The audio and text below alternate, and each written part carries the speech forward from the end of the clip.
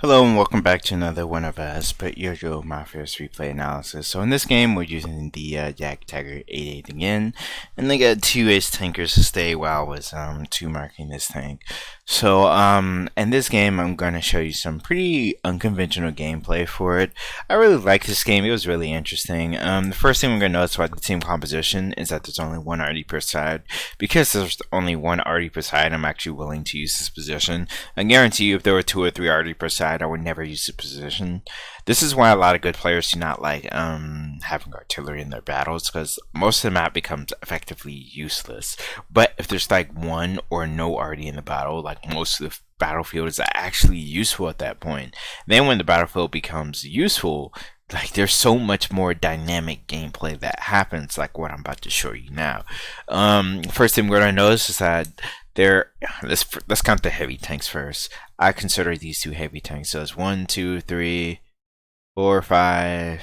I think this is more of a heavy tank, but I'm not gonna count that. So at least a third of their team is worth heavy tanks. So we know tanks are coming down this flank, right? We got medium tanks. We got an AMX. The AMX 5100 is probably gonna be north. If I were him, I might go north, or I go beach and clip someone, then come back because he has a mobility. Definitely clip someone, then come back and help here. Usually, what I do in my French autoloaders is I'll basically wait around and see how the game goes and start clipping people.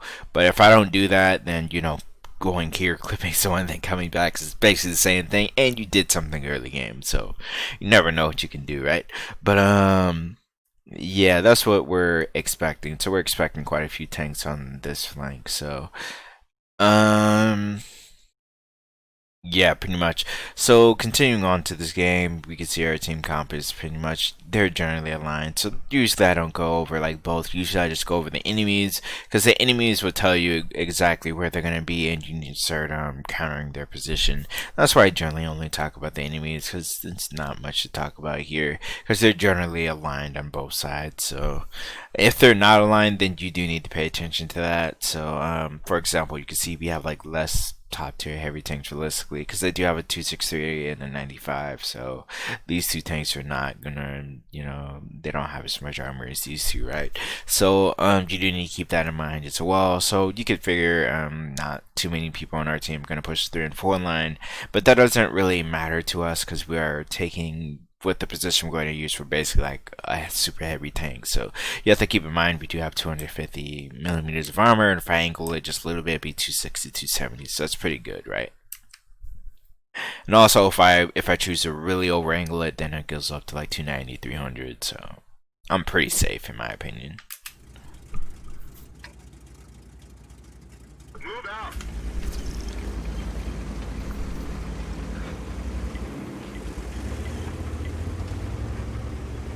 Also, once again, don't do that. Like ping like once or something.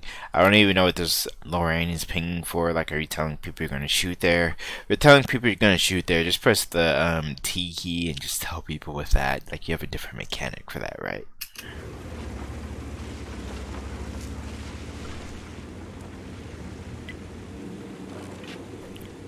He's asking for help on the beach. You shouldn't, in my opinion, help him with that.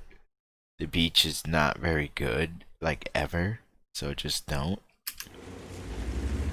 And there's a reason why good players say the beach isn't worth it, because literally anyone above can choose to engage you whenever they want to, and you cannot choose how you want to engage them. So only select few ways you can engage them from the beach while you're basically exposed. So it's really not worth going to the beach, and it's also soft ground, so most tanks can't turn for shit. So it's really just not worth it.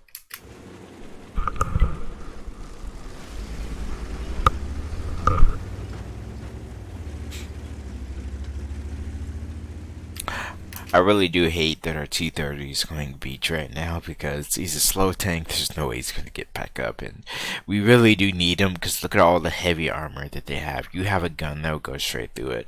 I prefer he actually took this penetration than me taking I would prefer he would take this position that I'm gonna take than me taking this position that I'm about to show you, because his gun is much more useful than mine.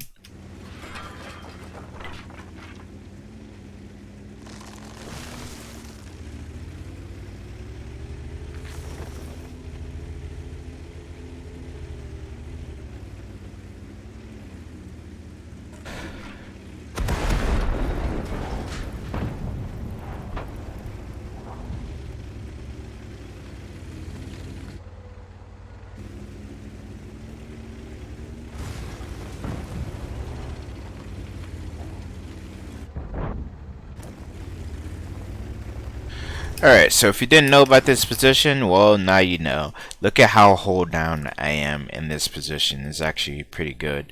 So you can see this is basically what they can see. All of this right here is now hidden, and all they can see is 250 millimeters of armor I'm sorry, 250 millimeters of armor minimum. That's all they can see, and it's slightly angled, so it's actually slightly above that. And I'm sorry about like stuttering and stuff. I've been streaming already for a long time today, so I'm kind of tired, but no, I'll get through it, right? We didn't even scratch them. Alright, so unfortunately we have a VKP here. We'll never penetrate him frontally. However, if he does decide to pull out too far, then we can just track him for our allies, and our allies can shoot through his turret face. So that's what we're planning on doing. We're going to wait until he pulls out too far to perma track him, basically.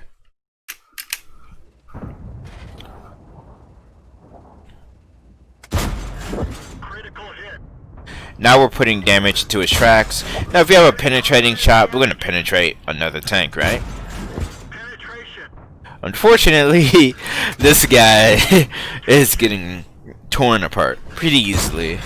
Enemy armor is damaged. So he made some pretty big mistakes there. Here, I just plan on like tracking him. I'm planning on being as annoying as possible, basically. We're just trying to do tracking damage, that's all. That one didn't go through.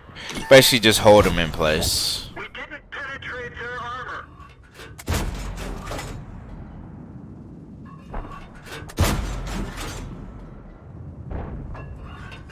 Unfortunately, even at this range, we're so inaccurate, it makes no sense, right? You would think at this range you'd actually be able to hit him, but no, you can't. Sorry, nope. Ricochet. Here I should shoot APCR to go through that. We're just gonna keep him tracked here. We didn't even scratch them.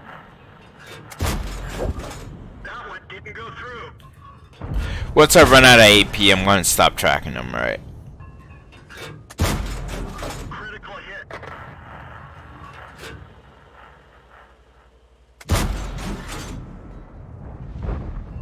I'm really trying to get him when he pulls out a lot. That way his turret face. We're trying to expose his flat turret face. It's only 250 thick. So we're gonna angle here. He's gonna bounce off us because we angle. And then we're gonna keep putting some fire into him. That one didn't go through. So now he's completely exposed. If they fire premium, they could go straight through his turret face. Not sure what that 430 was doing. I'm not sure what that 430 was doing.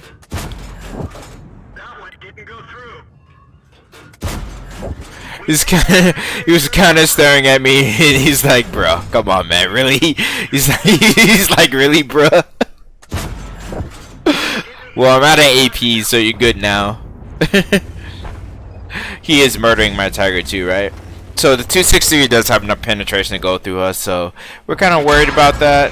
However, if he's willing to show his lower plate, we would definitely get him. Now he's showing his side. We're gonna pin that. That tank does not have good side armor, and the lower plate is not good either. So we're gonna try to dodge out of the way. That's a low. We don't really have a good chance of pinning him. We don't have the penetration to do so either. I should have aimed at his lower plate there. So once again, he's over angling. It does not. That tank does not have side armor, so you're gonna get screwed over really quickly if you don't realize that tank does not have any side armor. Like literally no side armor. So yeah, if you over angled, you're instantly gonna be punished by anyone that knows about that. So the low is a one shot. He's probably gonna get RD'd. This guy is over angled towards us. Easy shot to pin. We're gonna take it, right? I'm not gonna shoot that because I can't penetrate that. I don't have to pin for it. Then we're not gonna sit in front of his gun to give him a chance to penetrate us, and we're just gonna try to focus these tanks down one by one if we can. Here I started noticing the T-95 was driving backwards, and I was like, can I shoot his ass? Because it looks like I can, and yeah, yes I can. So he's dead. I might get some shots into the low if he pulls back more. Keyword there is might. Once again, my armor's angled. I'm not worried about this VK. Even shooting premium, he'll have problems penetrating us. So we're just waiting on this low to die now.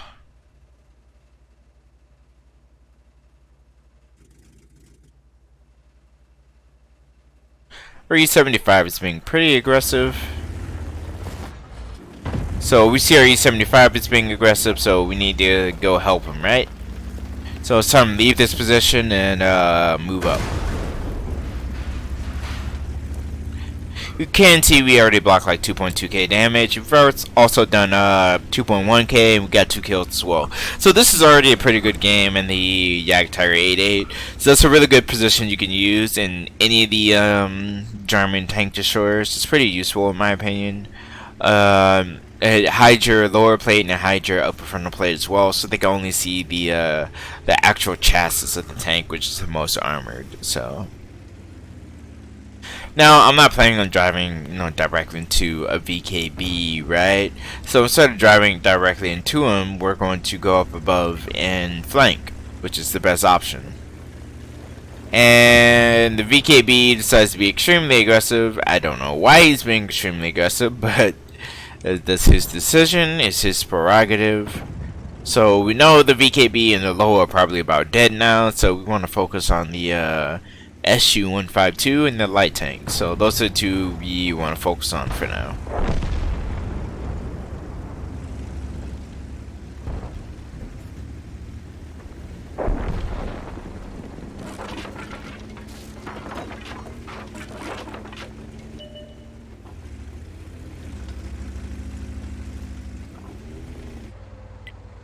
Unfortunately for us, we don't need APCR to penetrate the rest of the tanks, but we only have APCR left, so it is what it is.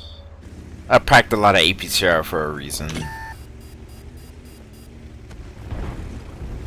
Alright, I could definitely take a hit from the 1.5U. It's not that big of a deal. Even if he penetrates us, the point is to get him killed, right?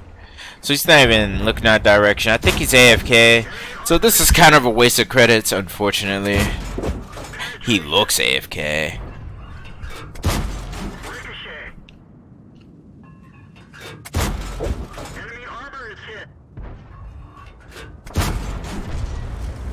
Alright, he got dealt with. Now we're just gonna go finish off the artillery and the light tank. So those are the last two tanks on the enemy team, and once we're done with that, we're good to go.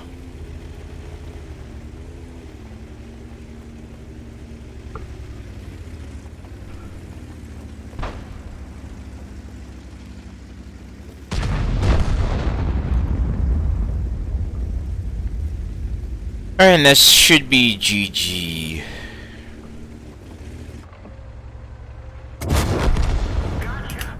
Okay, yeah, pretty well played game. About 3k damage, 500 something spotting. A lot of block damage as well. We block more damage than the hit points of our vehicle by quite a bit. So this is a good position that shows you how to use it and you know what to do when you can't penetrate tanks, especially if you're playing a tank like this. It's a good idea to keep them tracked when they expose themselves, like when they're about to fire. Just track them, keep them there for your teammates. If you can't penetrate them, chances are when your teammates around you can, they actually might have enough penetration. So like a really good player would know his face is about like 250 millimeters thick, and they can usually, even a tier 8 heavy tank can go through that with gold, right? So do keep things like that in mind. You do get assist damage for that, and if you're marking a tank, you know assist damage is really good, right? So it also helps your team quite a bit. So it's another pretty good video showing you some different positions that are a bit abnormal that you can use, but using abnormal positions can sometimes pay off if you know where they are and how to use them. So thank you for watching. If you like this video, please subscribe to get more of my content. And I do stream almost on a daily basis. The link to my stream will be below. So thank you for watching once again, and have a nice day.